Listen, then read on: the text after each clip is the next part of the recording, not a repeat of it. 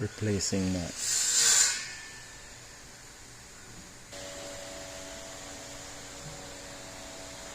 Gorgeous door covered up.